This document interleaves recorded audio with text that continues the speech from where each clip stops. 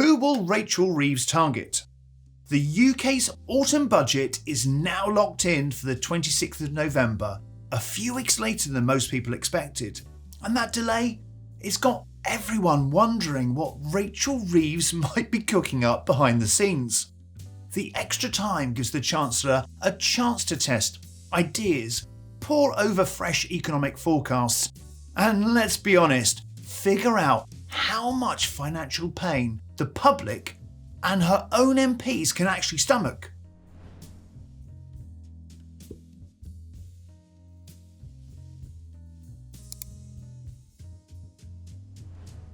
Rachel Reeves has again done something unprecedented. She has broadcast a 1-minute speech to the nation saying her budget on the 26th of November will be one of fairness and opportunity, focused entirely on the priorities of the British people.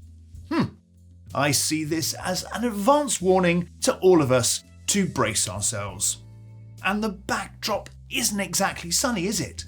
Growth is weak, borrowing costs are still stubbornly high, and inflation still hanging around the 3 to 4% mark. Economists reckon Reeves needs to find 10 to 20 billion to hit her fiscal targets.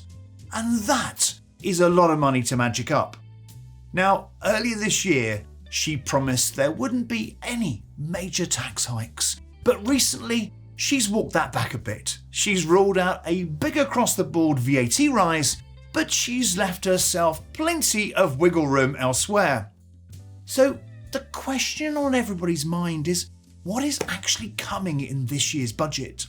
One likely move, the classic stealth tax trick, freezing tax thresholds by leaving the personal allowance and the higher rate bands where they are. More people quietly drift into paying more tax without a single headline rate change. It's so sneaky, but it's effective. Critics call it a way of raising revenue without accountability, leaving taxpayers footing a bigger bill while politicians dodge the backlash. Next target, property. Landlords are very much in the firing line. Think tanks expect new national insurance charges on rental profits, or maybe tweaks to council tax and stamp duty to squeeze more revenue from rising house prices.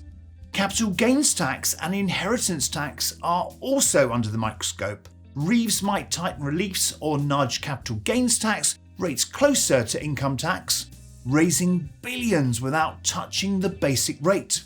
And don't rule out changes to pension tax reliefs for higher earners or cuts to generous business deductions. Few expect another big jump in corporation tax, but closing loopholes or adding a minimum tax in specific sectors is definitely on the table.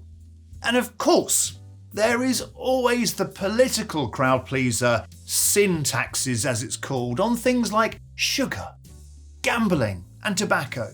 They raise revenue and they're easier to sell in because they're wrapped up in a public health measures rather than a straight up tax grab. So back to the reasons why they moved the budget date back, and what does it really mean? Well, as I said before, it buys Reeves time to look into those latest forecasts, test public reaction with strategic leaks, the good old-fashioned strategic leak, and prepare the ground for anything controversial. It also gives lobbyists more time to push their agendas, and it gives landlords, investors, and ordinary households a bit more time to brace ourselves. For you and me, the impacts will vary. If you're a landlord, now's the time to stress test the numbers. Could a new national insurance charge, or say changes to mortgage relief, tip the property from profit into loss? Savers and investors should think about how capital gains tax or pension changes could affect long-term plans. And even if you're just earning a salary, remember, those frozen thresholds mean you could be paying more tax next year without any official tax rise. The bottom line, this budget delay suggests Reeves is weighing up some big decisions. And when that red box opens on the 26th of November, we could see some major shifts in how tax works in the UK.